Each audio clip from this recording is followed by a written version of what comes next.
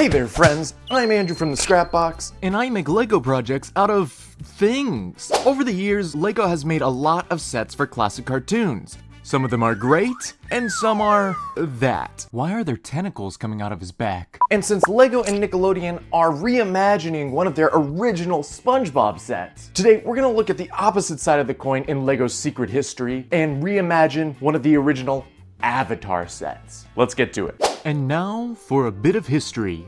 Back in the early 2000s, LEGO and Nickelodeon were best friends, and they decided to make some LEGO playsets together. But not too many sets, only the ones that would be the most popular. The two most popular shows at the time were SpongeBob and Avatar, but only one could survive. So they had a test where they made a couple Avatar sets and a couple SpongeBob sets, to see which would sell better moving forward. Kinda hedging your bets already, huh?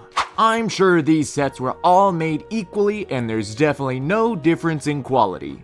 Yes, a bright, colorful build of the iconic street and the main trio versus gray Minecraft boat. A second iconic location with characters who look just like they do in the cartoons. Weird door with bald Sokka and his special eyes. A giant buildable SpongeBob, a trend that everyone seems to love, and nothing. I wonder who won. It was SpongeBob, obviously. And SpongeBob went on to get many more sets over the next 6 years, and for Avatar, you get nothing! You lose! Good day, sir! It was a totally fair test. I don't know what you're talking about. Now, it seems to me, and this is just my opinion, I don't know if it's true or not, but it really seems like they purposely butchered the Avatar sets as an excuse to say, no, it didn't work. We're just gonna make SpongeBob from now on. It just seems like that a little tiny bit. Which is why we're here today. Just like this set is getting an upgrade, again, we're gonna be upgrading the Air Temple. Let's take a look. Because this set is old, there aren't any high quality stock photos of the Air Temple. This is considered great resolution for 2006. That makes me sad. So I'm gonna use the official instructions to build it myself to get a better idea on how everything works. This might take a bit. What do you mean the levers don't fit there? That's what the instructions say. That's the closest we get. How am I supposed to find this piece? I don't even know how to describe it. It's this one. Oh good, I guess we're making a random black rectangle. Wait, how do you put pins into the brick? I guess they're secretly Technic pieces with holes in it? Pop on the wheels, and this side has holes too. Of course, that's on me. I've never seen this piece in my life. It's not with any of the other reels, so... oh, there it is. And done. This is supposed to be a Tundra tank from the show, but I mean, if I squint my eyes maybe. Also, I guess this means technically LEGO has made a tank, but you can't even put a minifigure inside. It's almost like it was designed poorly on purpose. Oh no, it's been 45 minutes, and that was just the side build. So while I build the main portion, we can talk about the door. What is the door? A lot of people who've watched the show do not remember this door, and to be honest, that's fair, as it was only in the show for an entire 30 seconds. They made a whole set based on a 30-second appearance in one single episode. Technically, there is another door like it in episode 3, so a total of 1 minute of screen time altogether. It's kind of weird because when you think of Avatar, even just season 1, there are so many iconic things LEGO could have made sets of. I mean, Appa is right there. They could have made a Southern Water Tribe set, have a little iceberg build for Aang to be in, with a little otter sledding side build. And hey, if you want play features, Omashu is perfect. It's almost like they specifically based this set off something even fans would have trouble identifying, purposely setting up this theme for failure. Probably not. Anyways, it's a door that Aang has to airbend to open, and he's an airbender, so it wasn't an issue. And here's the set. Isn't that something? Technically, there's also 2 side builds that I didn't make because this took 2 hours. The process of building things digitally takes forever. And that's too much time for me to still be at the start of this project. I gotta start moving. Fun fact, this door has a locking mechanism, and you'd have to turn the disc on the door to unlock it. I've never owned this set personally, but it's been reported that the lock worked sometimes. Okay, so we've got to upgrade the Tundra tank, the temple, a couple side builds, and a small cast of characters. Should be simple enough. We'll start with the Tundra tank. In the show, this tank has 3 features: a grappling hook on one end, giant spiked wheels, and the whole center compartment can flip over. The original has one of those. So for our Tundra tank, I started with the wheels, which were going to be these large gears, but these aren't anywhere near large enough to have a spinning minifigure in the center. So I went with these Nexonite wheels instead, which are much larger, also have protrusions, has a nice industrial look, and fits to the theme even if they're a tiny bit too wide. With these wheels, I just have to make an axle and base to connect them. And while this vehicle is almost all a singular color in the show, LEGO would probably add a little variation and flashes of Fire Nation red, so I made the front cylinder a bright red. I also gave it little tile shooters so you could pretend it's launching fireballs at civilians. Classic Fire Nation. The best part about this vehicle rotating in the middle is that it comes in 3 easy sections, and 2 of them are identical. Well, nearly. This one has the same grapple mechanic the OG tank had. Now the hard part. Our center compartment has to be large enough to fit a figure, small enough to rotate without hitting the ground or the wheels, and give us a hatch to put the minifigure in. Right now, we're looking at my final design, but rest assured, there were 9 iterations before this one. But I think we've got it. The top opens and closes, the minifigure has a good seat, it's all ready to go. And now that the centerpiece is done, we can connect all of the parts and take a look at our Tundra tank. That looks pretty good. And if you added the actual grapple, string, and 4 tiles for the launchers, it only comes out to 148 pieces. I mean, that could practically be its own set. And I even put a Fire Nation print on the top. Not only does it barely clear the floor and the wheels, but its center of gravity should always have it turn right side up on its own. It honestly reminds me of these old RC cars, which basically do the same thing. But as much as I love this tank, we've got a lot more to make. The Air Temple. First off, we're not making this door. 1, it barely looks like the actual door, and 2, the lock barely worked. We're still gonna make a door that, while not screen accurate, provides a big play feature. It's large enough for the tank to burst through. And if a tank is gonna roll through here, it needs a floor to drive on. And if you've got 2 big doors, you're also gonna need an arch to connect them too. But unfortunately, arches can't just float there. So what you gotta do is get yourself not 1, but 2 giant towers. These towers aren't perfect. They'd probably end up with some printed textures on them, maybe some stickers.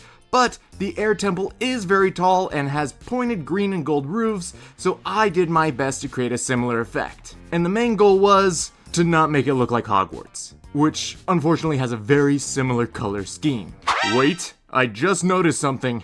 These towers are in snowy mountains, which means we've got to add some rocks with snow on top. But now it's missing some sort of end pieces. If only the temple had even more towers of different sizes. Now that's looking nice. Typically you'd make the buildings so they're not perfectly symmetric, but I want you to watch something. Okay, I just gotta get this plate across those 2 open studs. Shouldn't be an issue. Just, maybe I gotta rotate it first. Rotate, and okay, we got it on 1. Now it just needs to rotate 90 degrees. And here. Wait, no. Here. Wait, what is that? That's not 90 degrees. What am I supposed to do with this? Just, it's so close, it should snap on. Nope.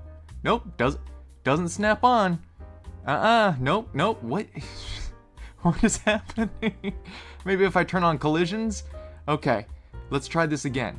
Nope, still, it'll go on vertically, it won't go on horizontally. Nope. Still won't work. No, you know what? Here's what's gonna happen. I'm gonna set this here, and then I'm gonna go and get the rotation tool. And then I'm gonna use the precise rotations to rotate it to the perfect angle. Now this should be close enough. Let's see if it fits. Thank goodness.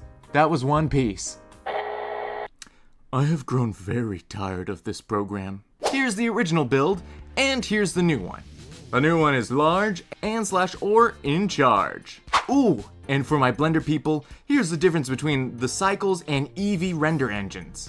And don't worry you guys, we're gonna fill in the insides with side builds anyways. Maybe. Speaking of a side build, There's that war balloon. the hot air balloon. Wait, there's no hot air balloon in this set. But that doesn't matter because we're talking Upgrades, people, upgrades! behold, the hot air balloon. Sleek, charming, its base is a boat, and the balloon may or may not be taken directly from this set, I don't know. While this craft doesn't have all 3 propellers, the big propeller is extra spinnable. My only regret is you can't throw the engine into a gas-filled chasm to get Sokka's largest kill combo.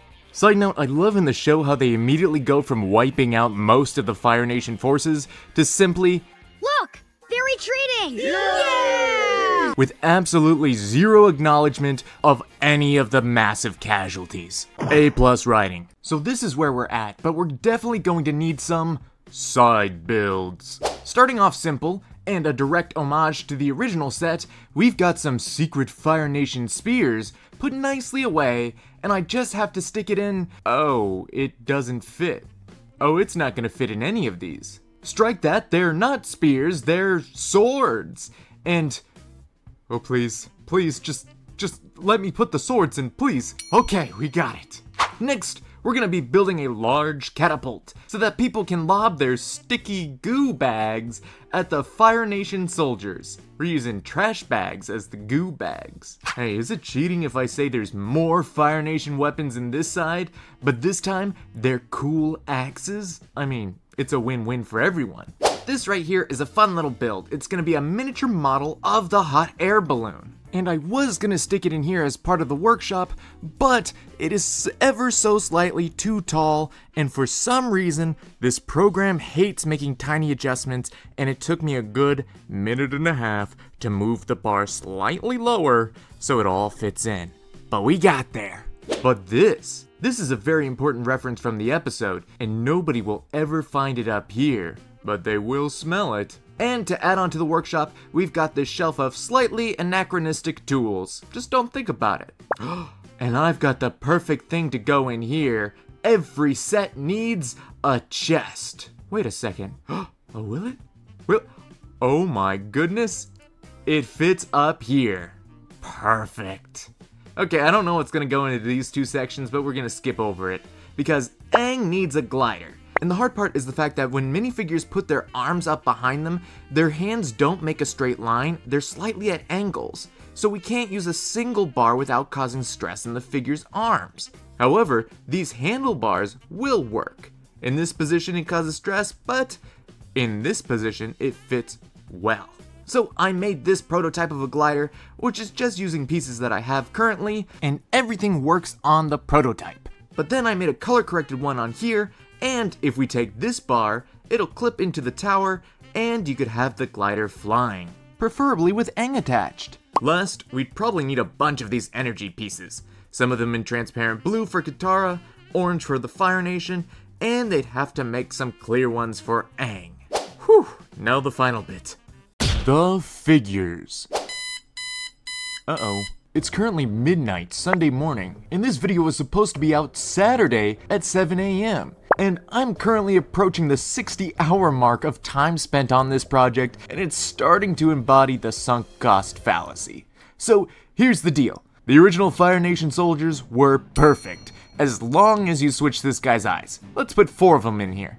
And LEGO Fortnite already has the perfect Katara, and the perfect Aang. Ooh, he's got the wrong outfit. Then just stick the old torso on and stop crying about it. Then there's Sokka.